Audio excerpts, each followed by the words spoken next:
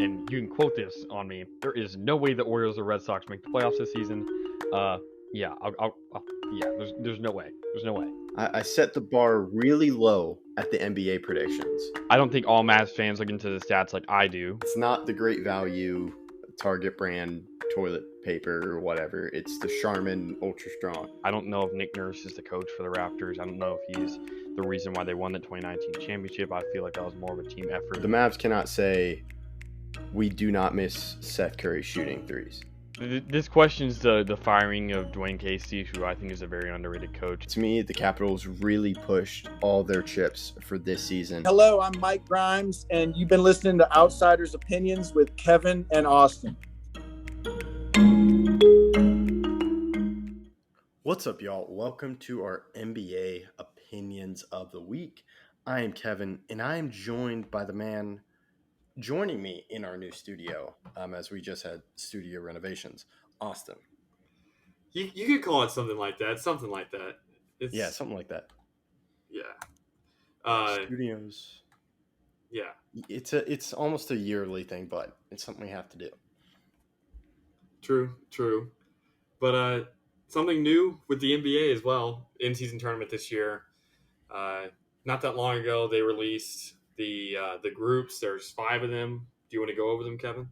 Yes. So the 5 groups, and I just want to applaud you on that great transition. It was something new. I appreciate it. Very well done. I'm jealous. Yeah, so we have groups, I believe, both in the West and East. It looks like West Group A, you have the Grizzlies, you have the Suns, you have the Lakers, Jazz, and Trailblazers in one group. Then you have Group B, you have the Nuggets, Clippers, Pelicans, Mavs, Rockets. Then I believe you have a third in the West, and that's the Kings, Warriors, Timberwolves, Thunder, and the Spurs. Now, do you want to just talk about the West or go into the East? We can talk about the West, I think, first. What I do enjoy is that it's a lot of these teams we've seen before in playoff matchups. So they're like something that I think we could see a lot of. I mean, if you look at the West C, last year, Kings, Warriors. If you look at the West A, I remember a couple years ago when the Suns and Lakers played. Or if you go to the West B, you have the Clippers and Mavs, teams that have had a lot of recent playoff bouts. Yeah, and that's a good thing. And then I know I told you this question before, but will the in-season – we've talked about the in-season tournament, and definitely highly recommend that video. But we're kind of reviewing it again, especially with the groups. Could we see some rivalries reignite or just grow? Because I think – and is that good for the NBA? I think it's a good thing for the NBA. I think it's a good thing for the NBA if they do manifest. However, I'm not that confident that they will manifest entirely. We could see some, but I would say that the majority that we do see are based on playoffs already. Like, again, if the Clippers Mavs game is extremely intense down to the wire and either the Mavs or Clippers win, I could see those matchups if they meet in the playoffs again, even being more enticing to watch and hotly contested. But that's already because the Clippers and the Mavs have had series in the past, and we all remember Luka being hit in the head by one of the Morris twins, and how those really the Luka game winner from 35 feet out. So all that stuff kind of builds up to the in-season tournament, and then we could see it continue throughout the regular season matchups and then in the playoffs. But I don't necessarily see we could see one originate out of nowhere. For example, I do not remember an OKC Spurs series with any of these players that are on it. So that there's no rivalry, even if that game is extremely good, hotly contested, buzzer beater finish. I don't think a rivalry will start out of that game because none of these players have really played each other in that type of format. Yeah, I see what you're saying. I'm gonna disagree a little bit because I think some things could reignite, but they have to be good playoff teams, and it would really happen in the playoffs. Because I believe with the in-season tournament, you're gonna see a lot like the Thunder and Spurs these players are gonna see each other more, and if the games are close, or maybe if they're blowouts, they could start to not like one guy or not like one guy's antics. Um, and then it really develops in the playoffs when there are those higher stakes. Because I don't believe there are high stakes in the midseason tournament. I think it's just like a little fun thing, and it gives more for the fans than the players. It's just the biggest thing is do the players buy in?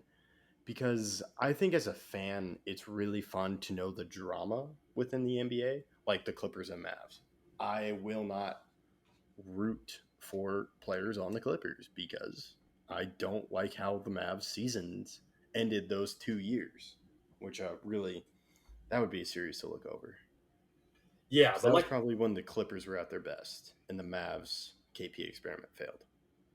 true. But I think we're kind of saying the same thing in two different ways. Like, again, I think that I don't think they're going to manifest out of nowhere. Like I said, between OKC, who I do think will be a playoff team this year, and the Spurs, who I do not think will be a playoff team this year.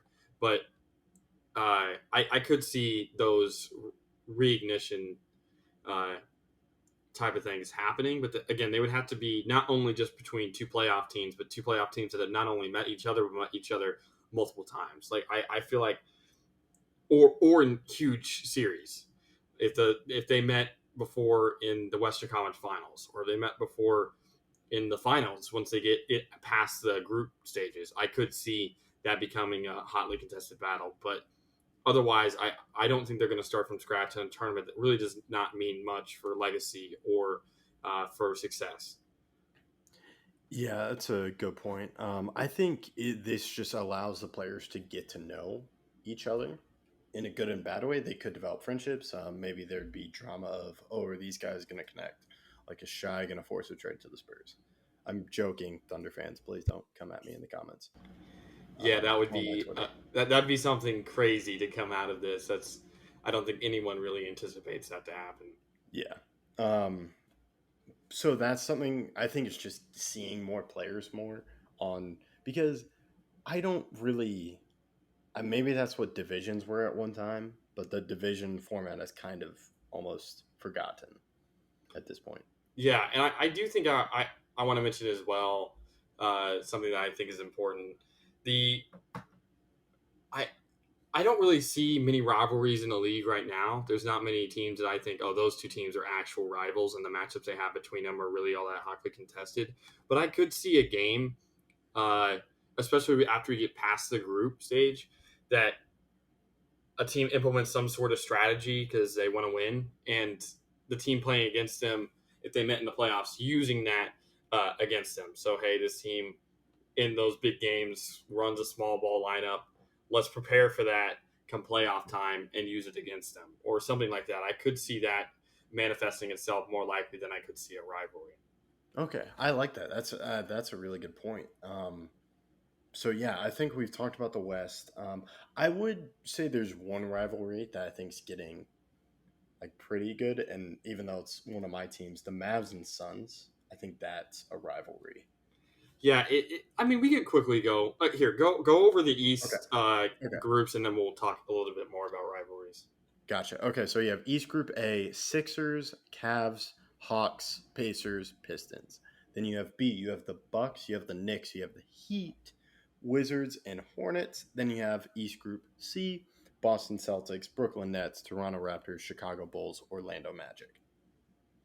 Yeah, so just to touch on a little bit of rivalries, there's not many in the league that I would truly consider rivalries, especially on the standard of those that we saw back in the 80s, the 90s, early 2000s.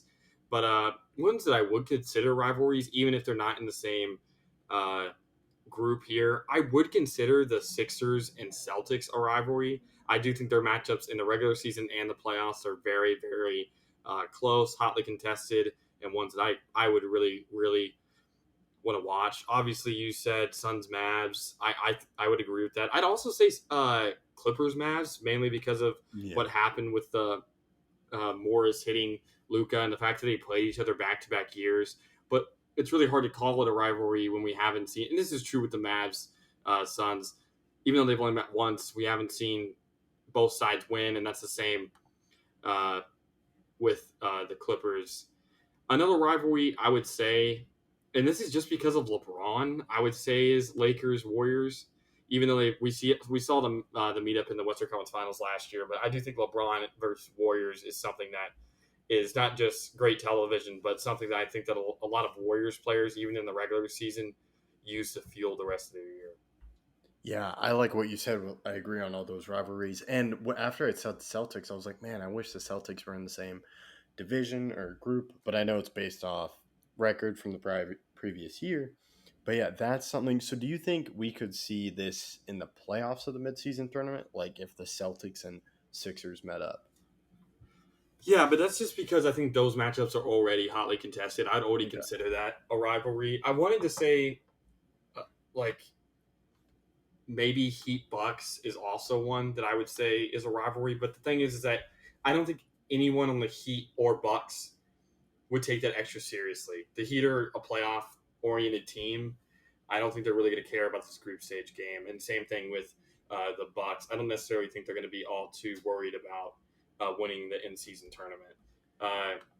And I'd only consider that a rivalry come playoff time. I don't even think the regular season matchups are all that hotly contested, mainly because the Bucks are trying to get the one seed while the Heat are just trying to get in the playoffs by any means necessary, knowing that their best basketball comes at that time of the year. Yeah, I think that's a good point you said. And I think it really comes with the stars, like the stars of those teams, because you mentioned LeBron and the Warriors, and that's because of LeBron and those guys. And I think they'll kind of get into it. Like, I'm not saying they hate each other, but they're very competitive. And I think we see that with Luka and Devin Booker. And then, like, Luka and the Morris twins. I don't see Giannis doing that with Jimmy Butler, and I don't see Jimmy Butler doing that in the regular season. I would see that in the playoffs, though. But Yeah, if we're I going to feel go Giannis is just like, yeah, whatever, man. if we're gonna go east west, I would almost consider the Heat and the Nuggets already a rivalry, mainly because of the incident that happened with Jokic, and I believe it was Markieff Morris, or was it Maybe. Marcus? I don't. I would say Markieff Morris. I think it was Markieff. Yeah, Actually, I'm he's the almost guy that 100% usually sure because Marcus still he plays gets. for the Clippers. Yeah, it was Yeah, Marcus Morris and Luca, but then Markieff and Jokic. And I'm on Jokic's side of that whole ordeal, but I do think that kind of creates a rivalry before, and then obviously meeting in the finals is kind of the ultimate like rivalry starter, I would say. yeah. So yeah, it's in those high stakes, and I think it's really up to the stars kind of being like getting that Jordan mentality. I almost want to say it's that Jordan mentality. I'm sure other players do it, but just getting that mentality of like, you embarrassed me, or I didn't like what you did, even though no one embarrassed Jordan. Jordan kind of thought that way, though. Same thing with Brady, and probably, I don't think he ever did it with one player, but it was just kind of that view of, um, I failed, and I need to do better. Yeah, I don't think Brady ever got embarrassed by a player, usually because he beat them, but Yeah. also because I don't think he ever cared what another player thought or did. He really only cared about how he could get his team better. Gotcha. Yeah, and I'm not sure. I wouldn't say anyone embarrassed him. It's that Jordan thought someone embarrassed him. Or Jordan just didn't really care for the disrespect that I think he felt other players gave him, even if it wasn't really intentional. So Yeah. Yeah, I always think of a story from Last Dance. You haven't seen Last Dance, though. I haven't really finished it now. Okay, but it's this one Suns player, I'm pretty sure. And Jordan thought that he said, "Hey, nice game, man." And Jordan didn't have a good game, but the other guy did. And then Jordan went and torched the guy. And the guy's like, "Yeah, I never talked to him. I didn't talk to him at the end of the game." So That it's just, is a pretty good story, and that's something that I definitely think that Jordan would do. yeah, or it's that meme, I took it personally. Yeah. So yeah, that's something I think could develop rivalries. But yeah, overall, I'm interested in the East B group and probably the West B group. even with the Mavs, because Mavs and Clippers, I think, is fun. You also have Nuggets Clippers. The Nuggets, they have that 3-1 comeback against the Clippers, and that probably the best chance that they had. And then I like the Pelicans and Rockets. They're a young team that could maybe cause some upsets in this midseason tournament. Would you say that there's a group of death? I've heard some people saying that there is. I don't think there's a true group of death. There's definitely groups that I would say are better than other groups, and I think that's fair to say. However, I don't think there's one true group of death. Is there one that you would say is the best group of all? Not really, because there's some good like top teams, but then there are some teams where I'm like, yeah, I like this team, but I don't think they're going to play that well. Yeah, I think this is really going to be a fun season with the in-season tournament. But this was all building up to this question, Kevin. I told you it before. Does it actually help you to win the championship or even go to the championship when you know you're going to play an extra game? Is it something you should really be trying to do? Will the in-season tournament at the end just look like two teams in the semifinals not trying to play an 83rd game? I would I love how this led up to this question. I would say it's not helpful because you're putting more wear and tear on your body, and that's just another opportunity or chance that you could get injured. Because we see that with the preseason games, even though it's an NFL comparison, but it's just why would I play my starter when it's just another time they could get hurt? Yeah, So- and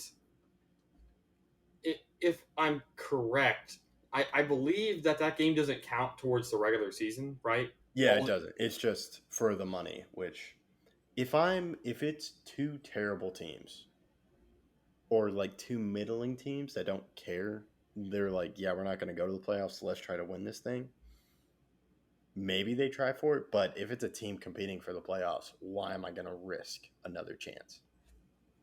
Yeah, and again, if it doesn't count for the regular season, or I could have saw it if it like gave you a tiebreaker or something, but I just can't see it based on how teams orient themselves during the regular season. We obviously know players sitting out, but it's not even just sitting out. You know that this game doesn't matter. This is not the goal. This isn't what you're playing for. You're not playing to win the in-season tournament. You're playing to win the NBA Finals. So I definitely think that teams will kind of try to avoid the final, or if they make it in it, sit their major superstars. Yeah, we could see that. And that's my really only big problem if the players buy into it. If the players don't buy in, then this doesn't matter. That's my big deal with them. But yeah, that's like the only big drawback that I have from this is 83rd game. And I know they did add money, but still, it's just another chance that they could get injured. Yeah, I agree. Yeah, so let us know what you think in the comments, and let us know anything else. And we appreciate you listening to Outsiders Opinions.